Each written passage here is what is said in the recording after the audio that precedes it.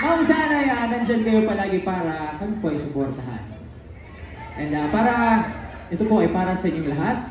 Kaya, let's all reimagine to a symphony of love. Ha?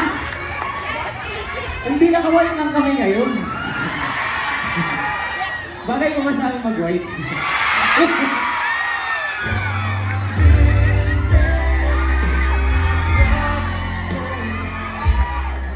Gusto talaga. Ang galing. Pero ito po, marami po kami inihandang sorpresa po para sa inyong lahat. Kaya naman, uso pa tong term na to eh, alam ko po eh. Maki-third wheel na muna kayo dyan po ah.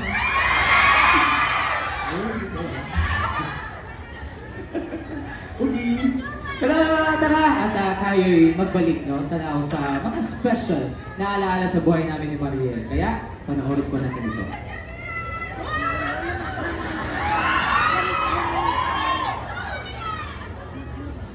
Don't you know that you're beautiful? Just the way you are, just the way you care. Sa totoong buhay ko, hindi ko na po maalala kung kailan ko siya unang makita. Pero around 2018, hindi ko lang sure kung anong exact date. Pero parang sa mga prod namin sa Showtime. Ako po, sa naalala ko, yung sa All-Star talaga. Hi, hello lang yun. Mga ganun talaga. Ang first impression ko kay JM, strict na mayabang. Sorry. Aminado naman siya. Sa part na medyo strict kasi tahimik lang din siya. Parang dun lang sa circle niya siya super comfortable, nakakapag-express ng sarili. So, yun. First impression lang naman yun. First impression ko kay Mariel, yung tipong taong hindi mo talaga makakausap. Ang hirap magbitaw ng joke sa kanya kasi nga parang baka masampal ako, maano ko nito pag nag-joke ko. Pero nung nakilala ko na siya, parang hindi siya ganun kamahinhin, hindi pala siya ganun ka sobrang tahimik na tao. Pag once kilala mo na siya or comfortable na siya sa'yo, ratatatatad. Hindi naman. Hindi naman. Nang konti, oo. May transition po eh kasi parang mas nagkaroon kami ng chance na makapag-usap online dahil sa streaming. So doon kami medyo nagkulitan na nag-start pero parang surface level pa rin. Nagkaroon kami ng chance na mas makilala yung isa't isa nung sa duets na po. TNT duets. For TNT duets, may kanya-kanya kaming ginagawa ni Mariel. Ako, nung time na yon, paparating yung solo concert ko, tapos si Mariel naman, nasa Cebu siya, dami siya ganap soon. Yun, tinanong kami kung interested ba kaming mag-join sa TNT Duets. Nung nakapag-decide na ako, sinabi ko na kung okay lang si Mariel yung magiging ka-duet. Kasi somehow may idea ako sa boses ni Mariel na parang, syempre, pa-pristine, malinis yung boses. Yun nga po. Tapos medyo nag-lilo na ako sa, sa limelight. Mga gigs and events na lang on the side. Tapos, nung pangatlong ask, tapos nagsabi na sila na JM de la Serna.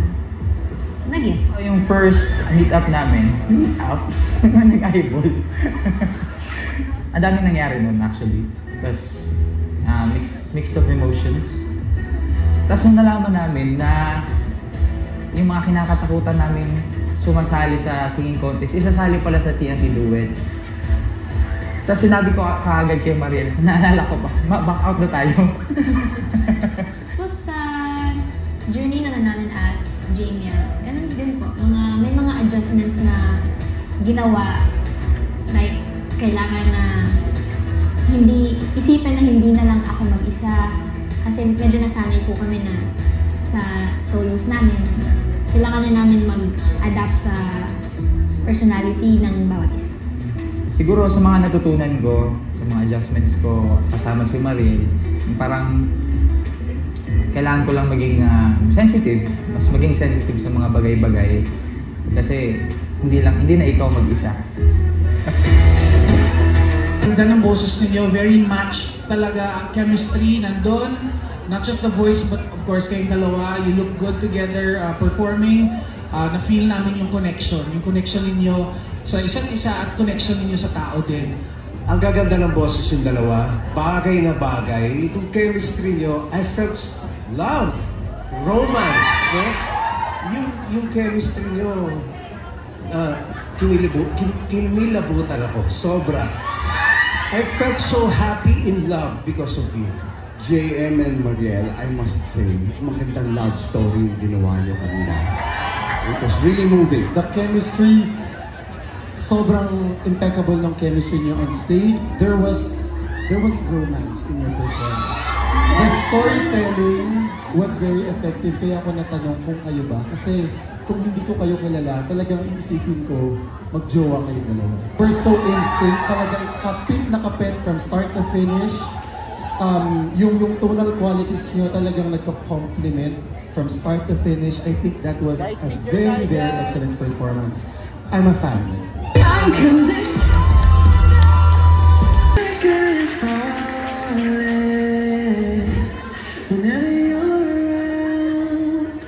Memorable din sa amin yung pinakauna namin gig as JML sa wedding ng dalawa sa aming close friends. Kasi birthday ko din yon, and then first time ni JM ma-meet yung family na yon, na naging friends na namin ngayon.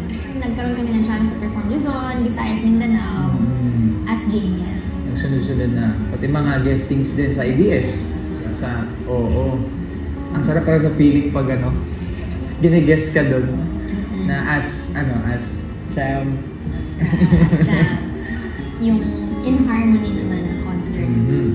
Na isa rin sa siguro nag-open din ng maraming doors pa na ma-invite kami kasi napapanood nila yung mga clips namin, tapos nakasama pa namin yung New Gen Champs. Napakalaking bagay yun talaga para sa amin. Sobrang nag-enjoy kami doon kasi hindi lang sa pag-perform, kundi nakahanap din kami ng mga friends. Tawag natin friends talaga at mga totoong tao. So, ang wish ko po para sa kanya ay sana hindi siya magsawa sa akin. At sana ay magtagal yung pagsasama namin dalawa. At hindi lang sa work, kundi naging kung ano naman tayo. Sana magtagal. Wish ko na sa journey namin ay mas magkaroon ng emphasis yung happiness. Sana ay mas manaig yung happiness, yung good times lang na dadalhin natin sa kung saan man tayo dalhin ng mga pangarap natin. I just don't know what to do. Maliban dun sa pagkapanalo namin, yung nag-work kami at the same time, nagbabakasyon kami. Yun po yung parang nag-enjoy talaga ako kasama siya. Kasi nahilig siya kumain. Nahilig siya kumain. Doon kami talaga nagkakasundo talaga. Oo, sa pagkain. So, sa mga nasa listahan is yung makapag-out of the country. Either for work or bakasyon. Gusto namin talaga ma-experience. Kasi ako, never pa. Never pa. Gusto ni JM mag-rides. Hindi po talaga totoo yan. Sabi ko sa kanila, mag-enjoy kayo, papalakpak lang ako pag nakasakay na kayo. Ayaw niya sa hikes. Ayaw niya sa... Although very adventurous siya kasi nung nag-Cebu kami one time, pa siya, parang first time niya ata dun sa Taniniring. Tapos mataas po yung talon. So tinalon niya talaga yun. Pero ayaw niya sa heights.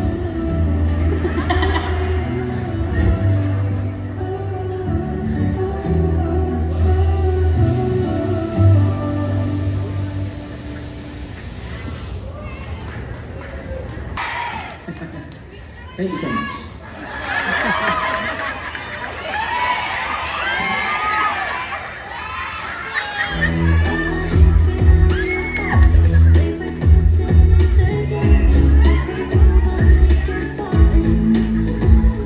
Sabi ko magtatampo na si Mariel pag once nagsi-cellphone na siya. na ganun, serious mode. Tapos pag may tinatanong ako or kinakausap ko siya, mga 3 seconds pa siya bago siya sasagot. Ako naman, hindi ko naman tinitrigger din. So, pinapakalma ko lang din muna. Hindi ko din siya pinapansin. Kaya tumatagal siguro yung tawag dyan. Hindi away eh. Hindi pagpapansinan. Kaya tumatagal siya. Kasi hindi ko din siya kinakausap. Kaya ganun. Masyado nang tumatagal. Siya naman nun, parang nafe-feel ko na nagiging uncomfortable na siya. Pero siya pa din yung nangingilitate ganyan. Para, tapos parang, ano mo sinasabi niya? Lagi. Pag ganun niya, uy, umayos ka na, ganyan. Since magka-work kasi tapos kami. ginaganon niya. Naman. Inaatog ko siya ma-reset yung kung ano mo iniisip. Ganun. Hindi naman, may mga times na na-hit niya yung mga weak points ko. Tapos, hindi naman na-open, pero parang gagawin ako sa kanya. Talaga. Mga light lang talaga. Sobrang. Wala naman sa amin yun. Tapos at the end of the day, parang pag nag-uusap na kami, sino naman kami ng thoughts. Yan eh.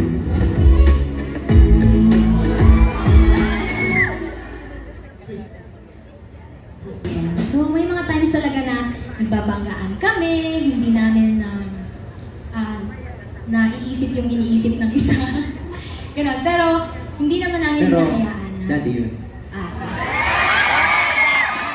Diba? Ano naman talaga siguro pag, diba?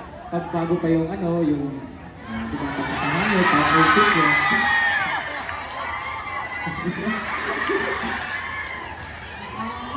Hindi naman din namin hinahayaan na lumipas ang isang buong araw na na hindi kami nagpapansinan. Mga 3 days lang. Hindi po. Ano ba, 3 days? Grabe ba? Sige, 2.5. Pero ano mga bagay yung harapin po namin na or sa mga susunod pang taon, syempre pipiliin pa din kita sa araw-araw.